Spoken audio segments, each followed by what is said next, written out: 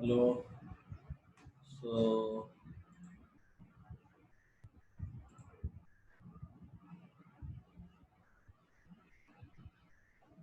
already started है. Okay. देख लीजिए. So yesterday first step, that is VDSB, that you have to calculate by FUB upon root 3 into bracket NN into ANB into 1 upon gamma MB. Okay. कल किसी ने message डाला तो college में आपके लेक्चर्स काफी फास्ट हो रहे हैं, सिलेबस अब काफी दौड़ाया जा रहा है. कोई गम नहीं भैया, कोई प्रॉब्लम नहीं, हम तो ऑनलाइन कर रहे हैं. जितना बैठे जितना मर्जी आए उतना कर सकते हो, कोई प्रॉब्लम नहीं है. जितना हो सके हम लोग लाइव करेंगे. और जैसे मैंने बोला कल कि कुछ लेक्चर्स में अब क्या करूंगा प्रैक्टिस के तौर पे, अभी थोड़ा सा एक्सप्लेनेशन तुम और हम मिलके लाइव करेंगे. अब कल संडे को या कल नहीं करो तो मैं क्या करूंगा, 2 लेक्चर इसके ज्यादा प्रॉब्लम्स मैं जैसे अब आपके साथ कर रहा हूँ वैसे ही करूंगा, लेकिन मेरे हिसाब से टाइम से मैं उसको रिकॉर्ड करके आपको भेज दूंगा, आप कभी भी देख सकते हो. तो फिनिश करने के बारे में सोचो मत, कितना भी कम स्पीड से हम जाएंगे तो भी हो जाएगा, क्योंकि तो समय ही समय अपने पास. मैं कभी जी चाहूँ तब मैं रिकॉर्ड कर सकता हूँ, भेज सकता हूँ. आप अपने समय के हिसाब से उसे देख सकते हो, कोई प्रॉब्लम नहीं है. So don't worry about the speed, but whatever आपको करना है, जो दिमाग में बैठना है वो जरूरी है. डिजाइन है, डिजाइन में आपको सही तरीके से पूरी बात समझ में आना जरूरी है. इसलिए सोचो मत. किसी ने कल डाला था सर कॉलेज में काफी लेक्चर फास्ट हो रहे हैं, सिलेबस आगे भाग रहा है. कोई प्रॉब्लम नहीं है, हम लोग जितना चाहे अभी स्लो रहे तो भी समय आपके पास है. यहाँ कोई फिजिकल आके बैठना नहीं है, जब भी मैं रिकॉर्ड करके भेज दूँ आप देख सकते हो. कल मैंने बोला था तो यूट्यूब पे चैनल पे देखा तो व्यूज काफी ज्यादा है, इसलिए मैं सोच रहा था कि आपको भी भेजो और वहां पर भी भेजो. तो अगर कुछ कम पड़ रहा होगा तो हम लोग उसको उस तरीके से मैनेज कर सकते हैं, कोई प्रॉब्लम नहीं है. तो don't worry about it. So coming back to the our point, तो वीडीएस भी आपकी इसमें कोई प्रॉब्लम नहीं है. एफयूबी का वैल्यू है, एनएन है, एएनबी है, गामा एमबी है, तो you can calculate this value. But what ever the factors available with, ये जो सारी चीजें हैं ये आपने डिसाइड नहीं किए हुए. ये आपने डिसाइड ना करने की वजह से जो भी आएगा ये वैल्यू आप अनचेंज यानी उसे चेंज नहीं कर सकते. कल कुछ तो एग्जांपल लिया था मैंने, फॉर एग्जांपल 29 किलो न्यूटन आया, ऐसा मान के चला था. तो ये 29 किलो न्यूटन मान के हम निकले तो कोई बात नहीं. अब दूसरी बात जो है वीडीपीवी की बात चल रही थी. वीडीपीवी का फॉर्मूला है 2.5 KV D into T into FU upon gamma m1, is it. So this is the formula for VDPV. But यहाँ पे जो केवी का है, केवी के लिए आपको पिच एंड एज डिस्टेंस की जरूरत होती है, जो अभी आपके पास प्रॉब्लम में गिवन नहीं है. डिजाइन करते समय आपको एज्यूम करने के बावजूद आईएस कोड के हिसाब से वो टैली हो रहा है कि नहीं ये चेक करना भी जरूरी होता है, क्योंकि तो आप डिजाइन कर रहे हो, आईएस कोड फॉलो करना होता है. तो पिच की वैल्यू आईएस कोड कितना बोल रहा है, पिच की वैल्यू है 2.5 डी. एज डिस्टेंस की कितनी बोल रहा है, 1.5 D0 होना चाहिए, है ना. तो ये तो सारी चीजें होनी चाहिए. डायमीटर कितना था रे कल,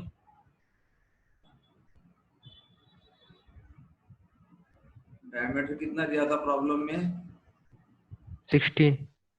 ओके. तो ये 16 के हिसाब से हम लोग अगर कैलकुलेट करेंगे तो इसमें कोई प्रॉब्लम नहीं, ये आ जाएगा. लेकिन इसमें ये प्रॉब्लम है कि केबी का प्रॉब्लम है. केबी में ये दो चीजें आपके पास है नहीं, लेकिन आईएस कोड बोल रहा कम से कम इतना होना चाहिए, कम से कम इतना होना चाहिए. ठीक है. तीसरी बात हो रही थी टीडीएन की. टीडीएन का फॉर्मूला है 0.9, is it, pitch minus D0 into T into FU upon gamma m1. तो ये जो वैल्यू है, ये वैल्यू, अब ये तीनों वैल्यू में से जो मिनिमम होता है that is called as a strength of joint. Joint की बात कर. अब कितना चाहिए आपको strength of joint, strength of joint आपको जो चाहिए वो चाहिए ग्रेटर देन 80 किलो न्यूटन. क्यों, तो प्रॉब्लम में बोला गया है 80 किलो न्यूटन कैरी करने वाला जॉइंट बनाओ. आपको ये कल तक का सारा हुआ, अब आगे की बात बता रहा हूँ. ठीक है, ध्यान से सुन लो. तो अगर आपको जॉइंट डिजाइन करना है तो उस जॉइंट की स्ट्रेंथ जितना लोड कैरी करने के लिए कहा गया था उससे ज्यादा होना चाहिए या इक्वल होना चाहिए. यानी आपका जो जॉइंट आपने डिजाइन करोगे उसका स्ट्रेंथ 80 किलो न्यूटन या 80 किलो न्यूटन से ज्यादा होना चाहिए. ग्रेटर देन और इक्वल टू 80 किलोमीटर होना चाहिए, ठीक है ना। तो ये जो स्ट्रेंथ है 80 किलोमीटर आने के लिए आपका जो नंबर ऑफ बोल्ट्स है, वो नंबर ऑफ बोल्ट्स बनाने के लिए किस तरह से करना, देखिए number of bolts is equal to load divided by, isn't it, bolt value, है ना। ये बोल्ट वैल्यू, इस बोल्ट वैल्यू तक हम कल आ चुके थे, तो ये दोनों वैल्यू अगर हमने कैलकुलेट करना है तो ये मिल चुकी है, ये आना बाकी था लेकिन पॉसिबल नहीं है, क्यों, तो ये दो चीजें आपके पास नहीं है। तो मैंने बोला था ये 29 है, ये चेंज नहीं कर सकते, तो इसका वैल्यू आपके हाथ में है, आप डिसाइड कर सकते हो। इसका वैल्यू 29 से कम हुआ तो दोनों में से जो मिनिमम है वो स्ट्रेंथ आने की वजह से स्ट्रेंथ कम हो जाएगी। यानी अगर आपने इस तरह से पिच और एज डिस्टेंस सिलेक्ट किया ताकि VDPB का वैल्यू सपोज 26 किलोमीटर आ गया, तो स्ट्रेंथ ऑफ जॉइंट क्या बनेगी, स्ट्रेंथ ऑफ जॉइंट बनेगी, देखो 29 एंड 26 में से मिनिमम 26 आएगी, तो आपकी वजह से वो 26 स्ट्रेंथ कम हो रही है, ऐसा नहीं होना चाहिए। तो आप क्या करोगे, जिसका वैल्यू भी 29 आएगा इस तरह का मैं पिच और एज डिस्टेंस एज्यूम करूंगा। कैसे करना है बाद में देखेंगे, ठीक है। तो मैं इस तरह से पिच और एज डिस्टेंस लूंगा ताकि VDPB का वैल्यू भी 29 या 29 से ज्यादा आएगा, कोई प्रॉब्लम नहीं। अगर ये सपोज 34 आया तो क्या होगा, 29 एंड 34 में से स्ट्रेंथ 29 ही रहेगी, कोई प्रॉब्लम नहीं है। तो मेरा मान के इस स्टेप का मानना ऐसा है कि पिच और edge distance will be decided later on, so that VDPB will be at least 29 or greater than 29 will be there, okay। इसकी बात हो गई। अभी यहाँ पे आता हूँ, ठीक है। तो यह TDN का वैल्यू कैसे करना था, देखिए TDN का value is equal to 0.9, is it, pitch minus D0 into T into FU upon gamma M1, is it. अब जैसे अभी बात कर रहे थे हम लोग, तीनों में से जो मिनिमम होता है वो आपका स्ट्रेंथ पर पिच होता है, पर पिच होता है ना, जाने पर पिच। तो ये वैल्यू भी 29 से कम नहीं आना चाहिए।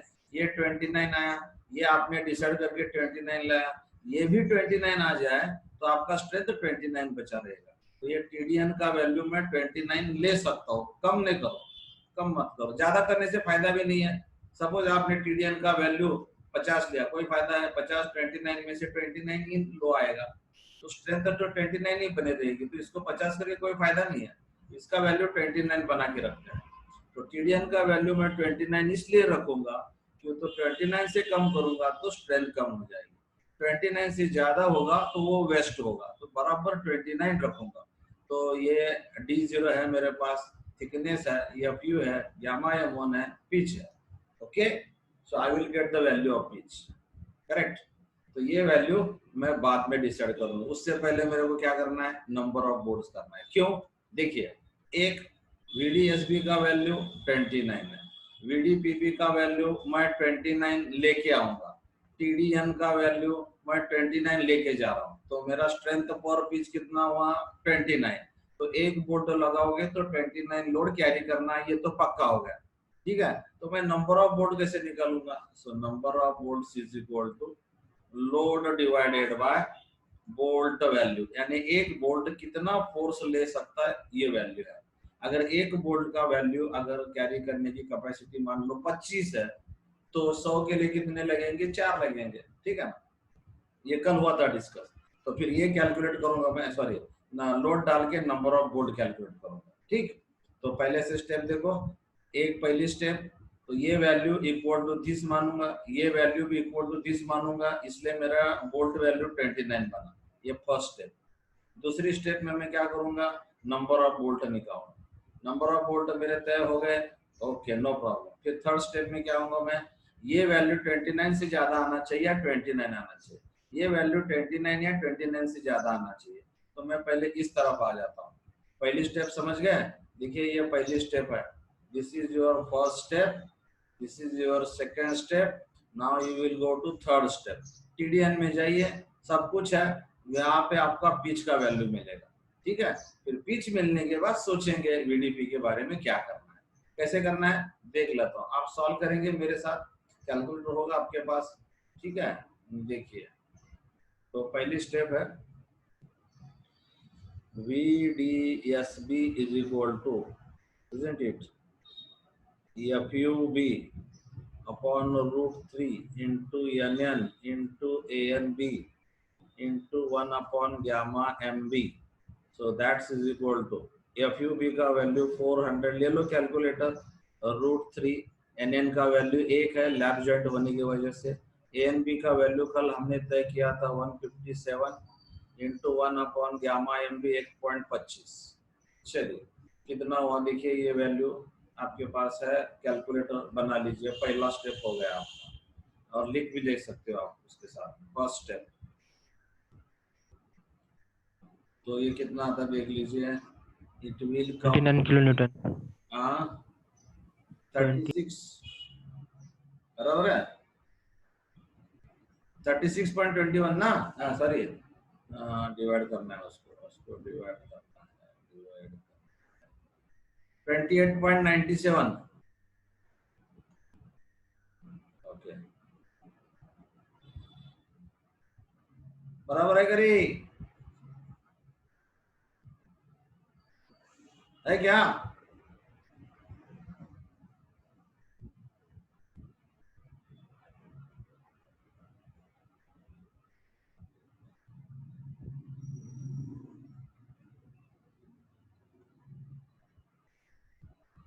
सही है क्या 28? हाँ सर।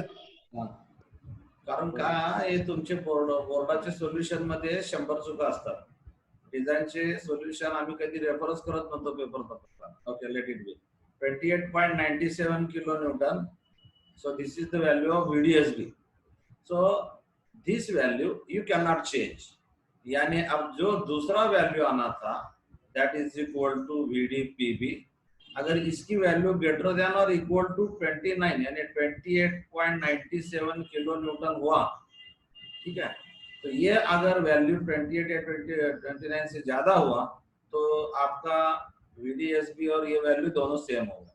अब तीसरी वैल्यू जो है that is nothing but TDN वाला, वो बाद में करूंगा, तो वो वैल्यू मुझे लानी है, वो मैं 29 लेके आऊंगा, कोई दिक्कत नहीं है उसमें.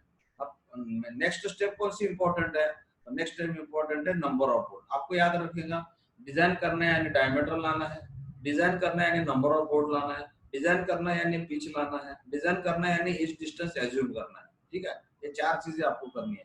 तो उसमें से पहली बात डायमीटर तो दिया था, अब दूसरा टारगेट है नंबर ऑफ बोल्ट निकालना. अब नंबर ऑफ बोल्ट निकालने के लिए क्या बात हो गई थी, एक बोल्ट अभी हमारा तय हुआ कितना लोड कैरी कर सकता है. एक bolt can carry a load of 28.97 kilo Newton. क्यों? तो ये वैल्यू और ये वैल्यू में से बोल्ट वैल्यू होता है. अब दोनों वैल्यू 28.97 से सही बराबर वैल्यूज है, तो ये मेरा बोल्ट वैल्यू हुआ 28.97. इसका मतलब क्या हुआ, बोल्ट शियर में फेल हुआ तो भी 28 लगता है, बेरिंग में फेल हुआ तो भी 28 लगता है, यानी 28 से ज्यादा नहीं ले सकता, ऐसे हम मान के चल रहे हैं. ठीक है, कौन से assumption पे? ये वैल्यू देखिए, ये VDPB का वैल्यू 28 से इक्वल होना चाहिए, उससे ज्यादा होना चाहिए. ये 63 हुआ, तो 28 63 में से 28 वोल्ट वैल्यू बना रहेगा. ठीक है, ये वैल्यू ज्यादा हुआ तो चलता है, ये सपोज 63 आ गया, तो 63 और 28 में से वोल्ट वैल्यू कौन सा हुआ? 28 हुआ. ठीक है ना, तो ये मैं बाद में करूंगा, पहले नंबर ऑफ वोल्ट निकालना है. ठीक है, डिजाइन का प्रोसीजर होता है, पहले आप जो टारगेट है उसके पास चले जाओ. तो देखिए VDSB का वैल्यू 29, यही वोल्ट वैल्यू मान के मैं चलूंगा, तो ये मेरा वोल्ट वैल्यू हुआ. तो थर्ड स्टेप में मैं क्या करूंगा, थर्ड स्टेप में मुझे करना है, देखिए, तो third step that is bolt value is equal to 28.97 kilo newton. Therefore, number of bolts is equal to, अब ये देखिए, अब इसके बारे में डिस्कशन करना है, factored load divided by bolt value. अब ये क्या चीज है भैया, फैक्टर्ड लोड. देखिए ये इतनी इंपॉर्टेंट चीज है आपके लिए, अगर ये गलती से भी आपके से मिस हो गया तो आपको एक प्रॉब्लम को 0 मार्क्स भी मिल सकते हैं. ठीक है, और एक बात सुनिए, ध्यान से बता रहा हूँ, हम लोग लिमिट स्टेट में डिजाइन कर रहे हैं. ठीक, लिमिट स्टेट में फैक्टर ऑफ सेफ्टी किस तरह से लिया गया था, एक बार बता दो। ठीक है, कैसे लिया था देखो, इस तरह से लिया था। जैसे फैक्टर ऑफ सेफ्टी के लिए लोड को मल्टीप्लाई करके इंक्रीज किया गया था एंड स्ट्रेस को डिवाइड करके कम किया था। ये स्ट्रेस को हमने डिवाइड किया, देखो यहाँ पे गामा एम जी से स्ट्रेस को हमने डिवाइड किया हुआ है, ये फैक्टर ऑफ सेफ्टी आ चुकी है। लेकिन लोड को 1.5 से मल्टीप्लाई करके जो लोड बनता है उसको बोलते हैं फैक्टर्ड लोड। यानी क्या रे, देख जो जॉइंट आप डिजाइन कर रहे हो उस पे अगर 50 किलो न्यूटन का लोड आ रहा है, ठीक है, मैं डिजाइन करूंगा 50 किलो न्यूटन के लिए, मेरा डिजाइन हो गया, कंस्ट्रक्शन बन गया, बाद में मेरे को समझ में आया अरे यार सर उसमें तो ये लोड लिया ही नहीं हमने।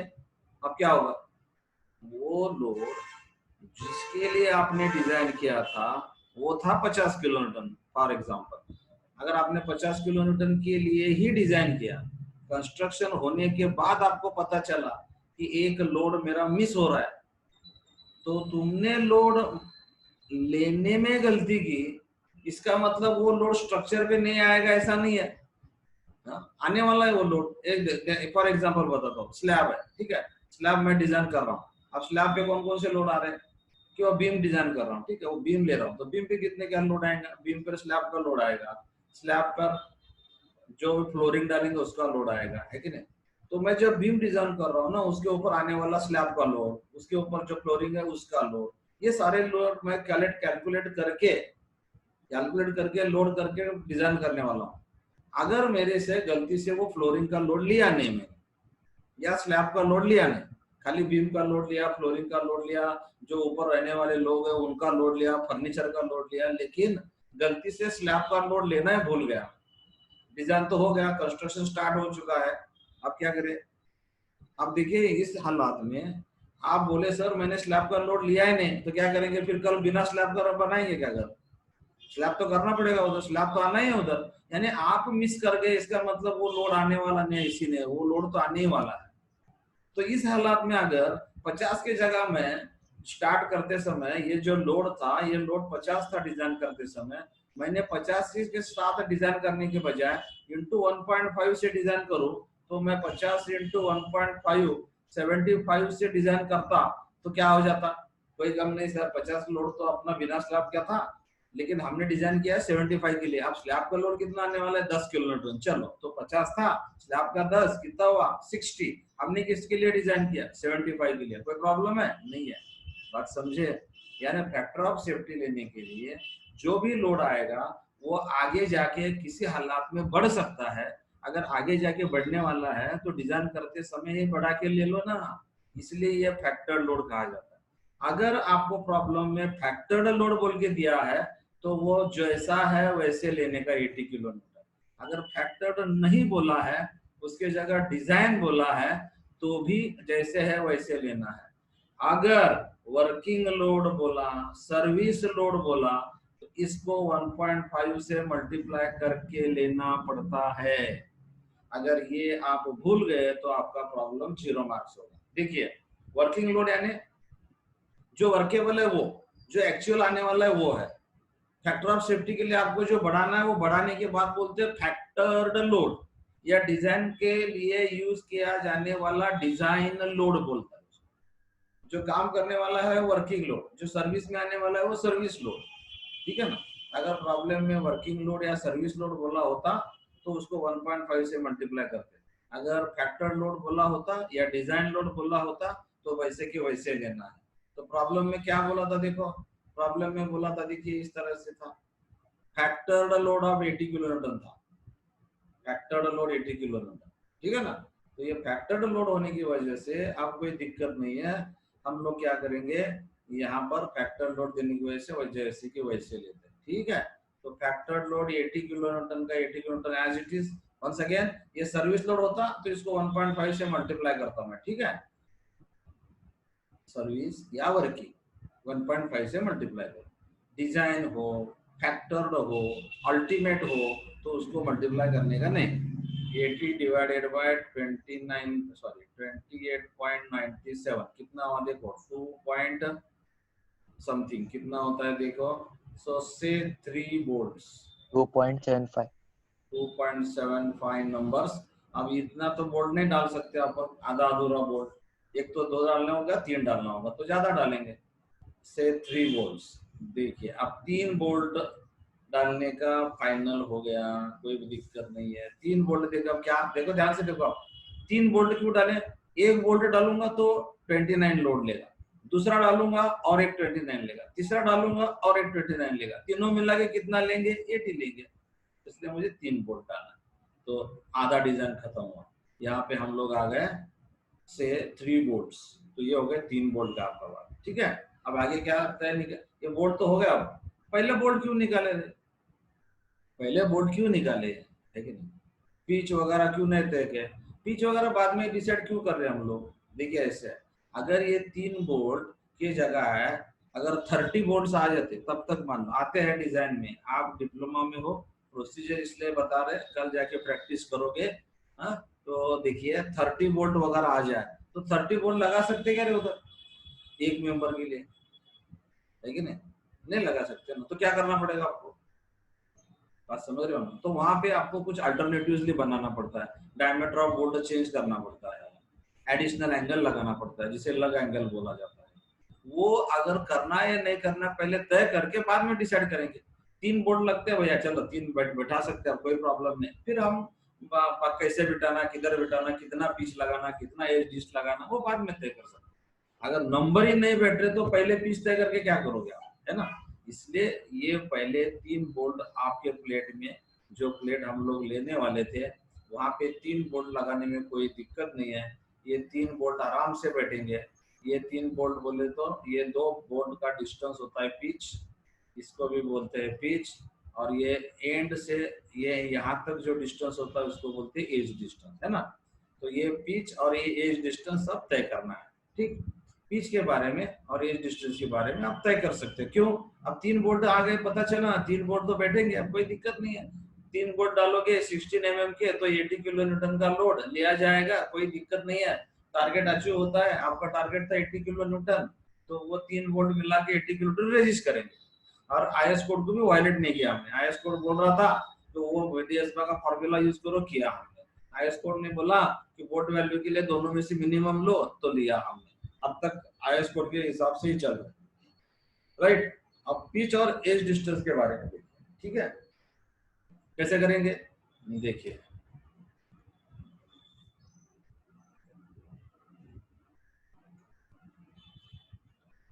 आज क्या तारीख है? 11।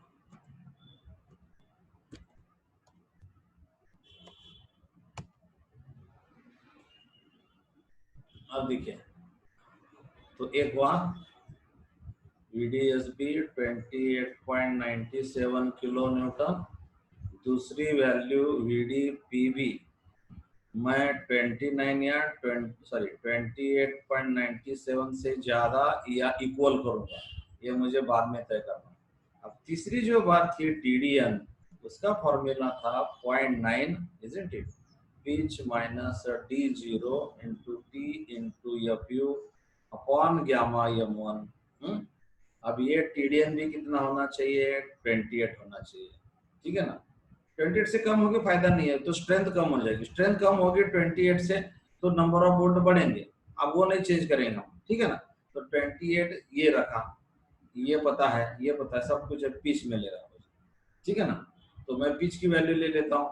कैसे लेना, देखिए पिच का वैल्यू में, ये देखो।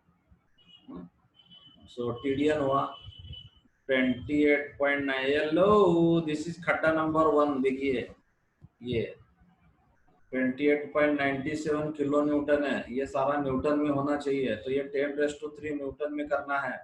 इसलिए बोला मैं सॉल्व करना जरूरी है। 0.9 पिच का वैल्यू मुझे कैलकुलेट करना है।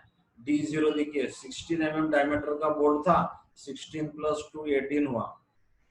प्लेट का दिया था 410 और ये है 1.25, तो इसमें से अगर आप P कैलकुलेट करोगे तो इसमें से P का वैल्यू आपको आ जाएगा। कैलकुलेट करके देखो, देखो ये 1.25 इधर लेके जाओ, 0.9 से डिवाइड करो, 410 से डिवाइड करो, फिर बाद में माइनस पॉइंट ये प्लस ये -18 इधर जाके +18 करो, तो पिच का वैल्यू मिल जाएगा कितना आता देखिए पिच का वैल्यू,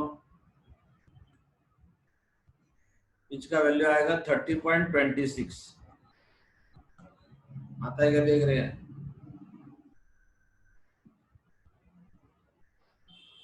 हाँ सर। ओके, म्हणजे काय बघा आता, ध्यान से सुनो आप डिस्कशन. बघा 2 तास झालं आपण एकच प्रॉब्लेम सोडवतोय. प्रॉब्लेम किससे सोडवायचे हे महत्वाचं नाही, समझा ना. आपको सबसे इम्पोर्टेंट चीज ये है कि कल आगे जाके जब आप कहीं पर भी काम करोगे ना तो पावर सर याद आना चाहिए. क्यों? तो आपका माइंड इतना क्लियर होता है कि वहां पे जब आप काम करते हो ना तो बात समझ में आती है क्यों हो रहा है, कैसे करना है, और बाकी कलीग को भी आप समझा सकते हो कि किस तरह से काम हो रहा है. ठीक है ना. इसके लिए ये जरूरी है कि क्यों करना है, ये क्यों करना बहुत जरूरी होता है. देखिए अब ये पिच 30.28 आ रहा है, ध्यान से सुनिए आप. ये पिच अगर मैं 38 यहाँ से लेके आया, अगर ये 30 यहाँ पे रहा तो मेरा वैल्यू कितना आएगा 28. ये 28 आया तो तीनों में से मेरा बोल्ड वैल्यू क्या होगा 28. मेरी स्ट्रेंथ पर पिच क्या हुई 28. मेरा नंबर कितने आएंगे 3 आएंगे. Okay right. तो ये 30 तो होना ही चाहिए. अगर ये देखो यहाँ पर 30 से कम हुआ तो क्या होगा रे, ये 30 से कम हुआ तो ये वैल्यू कम होगी, ये वैल्यू कम यानी ये वैल्यू कम हुआ, ये वैल्यू कम हुआ तो बोल्ड वैल्यू 28 रहेगी क्या, नहीं रहेगी. तो चलेगा क्या आपको, नहीं चलेगा. तो क्या होना चाहिए, ये पिच का वैल्यू अगर ज्यादा लिया आपने, ज्यादा लिया तो ये वैल्यू बढ़ेगी, तो ये वैल्यू बढ़ेगी यानी ये वैल्यू बढ़ेगी, यानी इसके इससे ज्यादा रहा तो भी बोल्ड वैल्यू 28 ही रहने वाली, कोई दिक्कत नहीं है. यानी कि आपके डिजाइन के हिसाब से, ध्यान से सुनो, डिजाइन के हिसाब से यानी ये वैल्यू 28 आने के लिए पिच का वैल्यू 30 होना जरूरी है. तो 30 तो मुझे लेना ही है किस हालत में, इससे कम नहीं ले सकता मैं, ज्यादा ले सकता हूँ ना. इससे ज्यादा लिया तो ये वैल्यू बढ़ता है, ये वैल्यू बढ़ा तो ये वैल्यू बढ़ता है, ये बढ़ा तो 28 से ज्यादा बनता है तो बोल्ट वैल्यू 28 ही रहती है. ठीक है. तो ये मेरे डिजाइन के हिसाब से अगर मुझे 80 किलो न्यूटन का लोड लेना है तो मुझे पिच का वैल्यू 30 से कम नहीं डाल सकता हूँ, 30 से ज्यादा मुझे अलाउड है. ओके, ये क्यों बता रहा हूं मैं, देखो ना आप, ये आपकी डिजाइन की बात हुई, लेकिन आईएस कोड क्या बोल रहा है, आईएस कोड बोल रहा है pitch should be equal to 2.5 D से कम नहीं होना चाहिए. यानी 2.5 इंटू डी कितना हुआ, 2.5 इंटू डी 32 8 40 हो जाता है ये. तो आईएस कोड के हिसाब से मिनिमम पिच तो 40 के नीचे आप ले ही नहीं सकते. आपके डिजाइन ये 30 फिर कैसे आया, 30 डाला तो मेरा लोड 28 आता है भाई, 28 आने के लिए 30 की जरूरत है, उससे कम नहीं चलेगा, ज्यादा चलेगा ना. फिर आपके इसको बोलते हैं डिजाइन रिक्वायरमेंट और इसको बोलते हैं आईएस रिकमेंडेशन. तो ये आईएस रिकमेंडेशन है मिनिमम 40, डिजाइन का रिक्वायरमेंट है मिनिमम 30.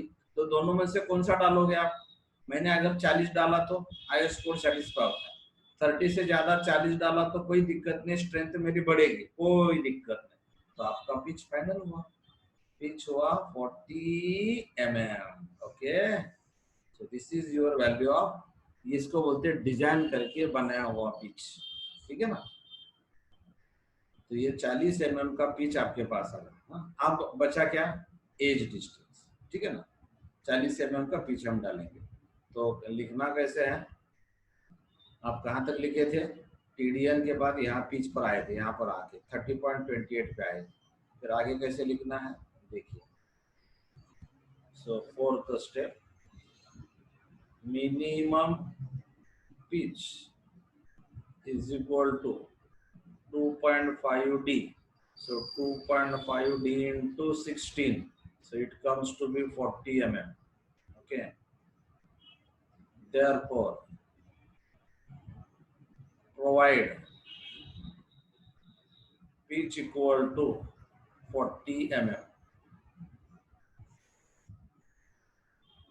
कौन सा लेने का, ये वैल्यू और ये इसको भी ब्रैकेट करके रखने का ऐसे, ये वैल्यू और ये वैल्यू में से जो हाइयर है वो लेने का.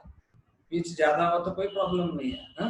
तो 40 mm पिच फाइनल करके निकल सकते हैं आगे. अब पांचवी चीज है एज डिस्टेंस. एज डिस्टेंस कहीं प्रॉब्लम आ रहा है क्या आपको? कहीं कैलकुलेशन में आता है क्या? अब तो हो गया ना, अब क्या बाकी रहा? खाली आप VDSB देखिए, VDSB के लिए KB करना बाकी है, इसमें एज डिस्टेंस आने वाला है, वो नेक्स्ट स्टेप में आने वाला है।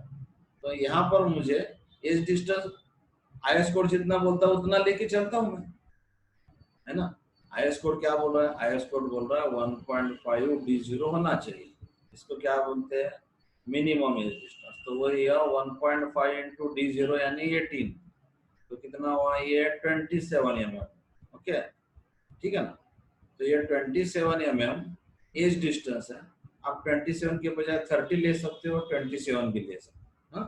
तो ये एज डिस्टेंस अगर आप 27 मान के ले लो या 30 मान के ले लो, 30 लेके चलिए, कोई दिक्कत नहीं। मिनिमम वैल्यू, मिनिमम से ज्यादा चलता है, तो 30 mm लिया मैं, ठीक है। तो पिच लिया 40, एज डिस्टेंस लिया 30। अब कोई दिक्कत? हो गया सारा। क्या क्या हुआ? पहले निकाला शेयर, फिर बाद में नंबर ऑफ बोल्ट, और नंबर ऑफ बोल्ट के लिए हमने स्ट्रेंथ कितना माना था? 28.97, तो बनी रहनी चाहिए। तो उसके लिए पिच का जरूरी था 30, लेकिन IS पर बोल रहा था 40, तो हमने 40 तय किया। एज डिस्टेंस के बारे में अब तक के स्टेप में कोई दिक्कत नहीं है, तो मिनिमम मान के निकल रहा हूँ मैं 30 mm। अब नेक्स्ट स्टेप में मुझे आने वाला है ये VDSB में, राइट। ये स्टेप में मुझे आने वाला है, क्या आने वाला है देख लीजिए आप,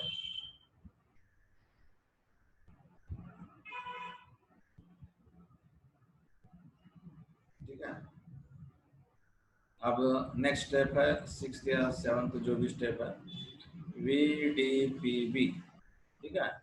2.5 KB into D into T, is it FU upon gamma M1। तो KB के लिए अब हमने तय किया ना, इधर ये पिच तय किया है, एज डिस्टेंस 40 लिया है, तो ले लेता हूँ। पहला है एज अपॉन 3D0, कितना होता है कैलकुलेट करके बताओ चलो, 30 इंटू 18। दूसरा KB is equal to pitch upon 3D0 minus 0.25। तीसरा KB is equal to fub upon fu, है ना, 0.97। और चौथा KB इक्वल टू 1। ये कितना हो रहा है? पहला वैल्यू 30 अपॉन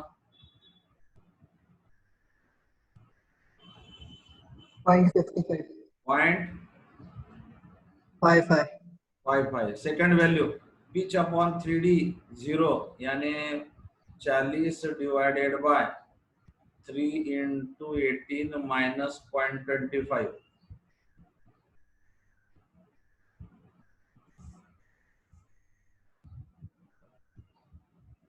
0.39. पॉइंट बोलो, पॉइंट कितना? 0.49. Sorry, 0.49. 49 है। ओके, ये 0.49 है, ये 0.55 है, ये 0.97 है और ये 1 है।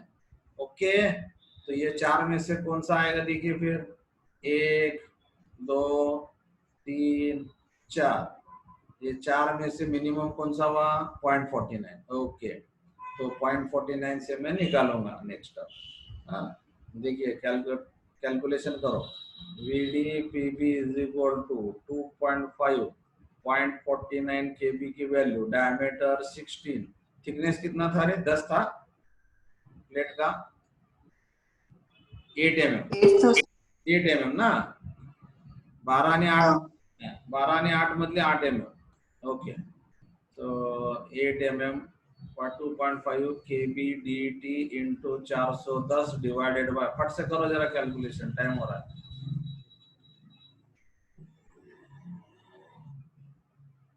So this value should be greater than 28.97 से आना चाहिए, जो हम मान के निकले थे। बोलो,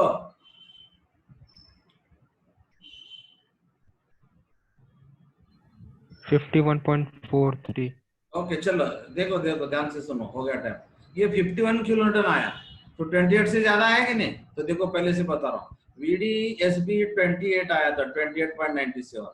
VDPP का वैल्यू हम 28 से ज्यादा आएगा मान के, इस तरह से मैं पिच एज डिस्टेंस लूंगा, मैं 28 से ज्यादा लाऊंगा, ऐसे तय करके निकले थे, तो लाया ना मैंने। देखो ये VDPP का वैल्यू 28 से ज्यादा है, तो वोट वैल्यू 28 ही रही, तो नंबर ऑफ वोट 3 के 3 रहे। ओके, आप देखो कल अगर मैं ज्यादा लेक्चर रिकॉर्ड करके भी भेज दूंगा आपको यूट्यूब पे। चैनल को सब्सक्राइब करो और उसको देखते रहो, ठीक है। Bye then.